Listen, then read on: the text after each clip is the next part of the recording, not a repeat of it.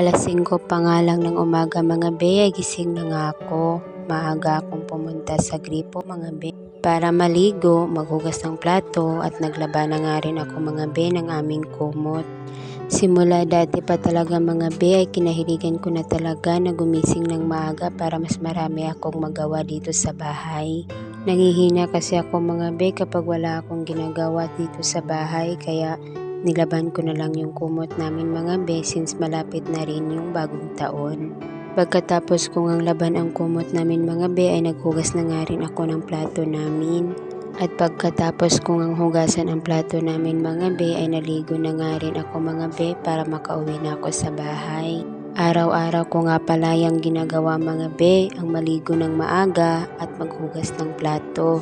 Dahil isa rin yan mga be na makatutulong sa pag-e-exercise ko. Dahil sabi nga ng doktor mga be, mas mabuti daw na palagi ka raw naglalakad para mga be yung mga binti mo ay ma-exercise. Pagkatapos kong ang gawin yun mga be ay agad na nga ako nagtimpla ng Energin at kumain na rin ako ng itlog. Kahapon nga mga be ay naglaba nga ako ng mga damit namin. Konti lang naman yung mga labahin ko mga be dahil araw-araw ako naglalaba. Kahit konti lang yung labahin namin mga be, nilalaban ko talaga para hindi dumami yung mga labahin namin. Tuwing umaga nga mga be, ginagawa ko na ngang routine itong mga gawain dito sa bahay.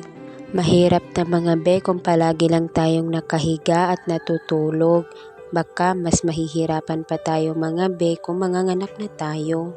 Mas prepared kasi ako mga be na may ginagawa ako araw-araw. Pagkatapos kong ang uminom ng kape mga be at kumain ng itlog ay tinignan ko na nga itong mga halaman dito sa labas. Kahapon nga rin mga be ay nilinisan nga namin itong mga halaman dahil puno na nga ng mga itlog. Sayang din naman kasi mga be kung ipagtatapon mo lang yung shell ng itlog, nakakatulong kasi ito sa paglaki ng mga halaman. Isa kasi ito mga be sa research namin na ginawa namin noong nag-aaral pa ako. Ito nga pala mga beng, mga damit na ito na isinampay ay nilabhan ko nga ito kahapon.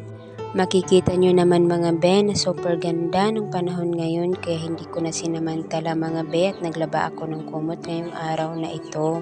Sayang kasi mga be, baka uulan na naman at hindi na naman matutuyo yung mga labahin natin. Dahil sa ganda ng panahon mga be, mas nagiging aktibo nga tayo ngayon.